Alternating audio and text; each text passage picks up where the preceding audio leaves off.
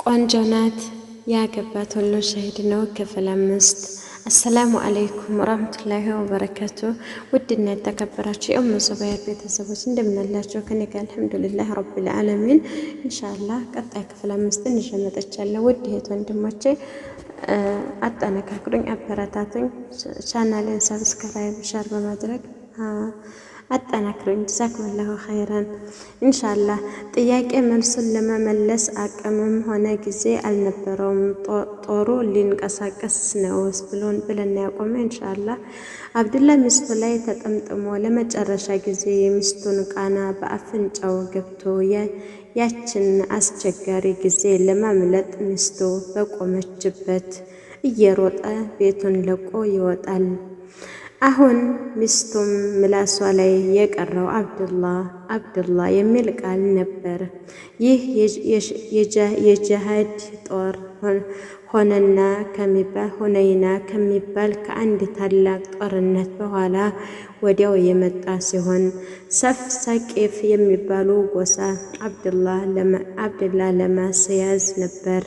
በጧኢፍ ውስጥም ሰቂፎችም ሽምግ ሰርተው ማንም እንዳይደርስባቸው የጧኢፍ ከተማን በአጥር አጥረው ለዓመታት የሚበቃቸውን ስንቅ አስገብተው የጧኢፍን በር ዘግተው ቁጭ ብለው ነበር።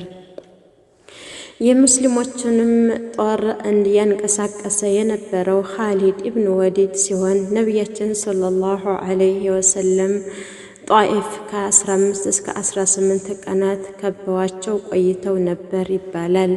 ሰቂፎችም ጧኢፍን መከበቧን አይተው ከአጥሩ በስተጀርባ ሆነው ሙስሊሞች ላይ መስፈንጠሩን በመጀብጀባቸው ነበር። አቡ መሐጀህን አልሰቀፊ የሚባለው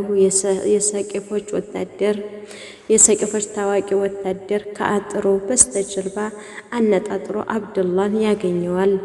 አብዱላ ከቁስሉ ክፋት የተነሳ ደሙ መፍሰስ ጀምሮ አልቆመም ይላል። ብዙም ሳይቆይ አብዱላህ ረዲየላሁ አንሁ ያኔ ለአባቱና ለሚስቱ እንዳለው ለአዱንያውም ለአኺራውም ተግቶ ሊሰራ ቃል የገባውን ህይወቱን ለፊ ሰቢልላህ በመስጠት ቃል ኪዳኑን ያስከብራል። አባቱም አቡበክር አስዲቅ ረዲየላሁ አንሁ በልጃቸው አብዱላህ ረዲየላሁ አንሁ መሞት ቢያዝኑም የሞተው በአላህ መንገድ መሆኑ አጽናንቷቸዋል። ነገር ግን የአብዱላህ ሚስት ወሬውን እንደደረሳት ለቅሶዋን የሚያስቆም ጠፋ።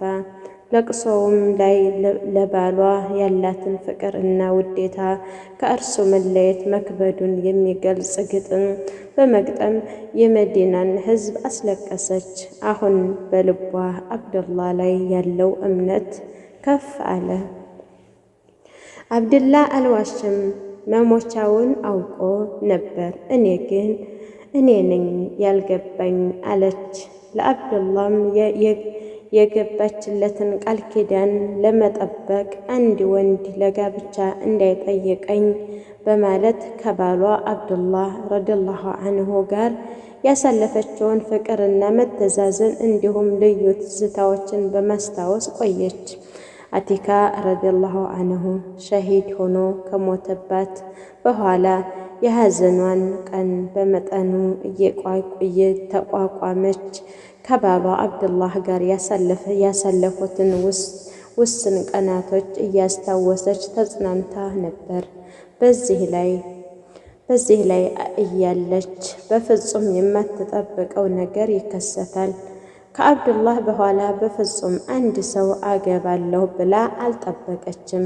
ነገር ግን እርሷ ለትዳር ስለተፈለገች ብቻ ሳይሆን የፈለጋትንም ሰው ስታውቅ በጣም አስደነገጣት። ምንም ቆንጆ ብትሆን አኽላቋና ዲኗ ማንንም ወንድ የሚያንበረክክ ቢሆን ይህን ያክል ተካብዶ ከሰሃባዎች ውስጥ የመጀመሪያው ሰፍ ውስጥ የሚገኘው ብርቅና ድንቅ ከሆኑት የኢስላም መሪዎች ውስጥ አንዱ ሰው የሚያስታውሳትም አልመሰላትም ነበር። ይህን ሰሃባ ማግባት በምን እድሏ ነበር? ነገር ግን አብዱላህ ከእርሱ በኋላ ሌላ ወንድ ላታገባ ቃል መግባቷን ምን ልታደርግ ነው? ላግባ ብላ እንኳን ብትወስን አብዱላህ ሸሂድ ሆኖ ከመሞቱ በፊት ሌላ እንዳታገባ ቃል ሲያስገባት የሰጣትንና በፍራፍሬና በአትክልት የተሞላባትን መሬት ምን ታደርገው? እነኚህንስ ታላቅ ሰሃባ እንዴት ታስከፋቸው? እሷን ለትዳር ፈልገዋት እንዴት እንቢ ትበላቸው? እንዴትስ ታሳፈራቸው? የአቲካ ረዲየላሁ አንሃ ሐሳብ ተበታተነ። አቲካ ከዚህ ታላቅ ሰሃባ የመጣላትን ትዳር ጥያቄ እያሰላሰለች ሳለ እነኚህ ሰሃባ ሌላ ሰው አላኩባት። እነኚህ ሰሃባ ማን የሆኑ? ቀጣይ ክፍል እናየዋለን። አሰላሙ አለይኩም ወረህመቱላሂ ወበረካቱሁ።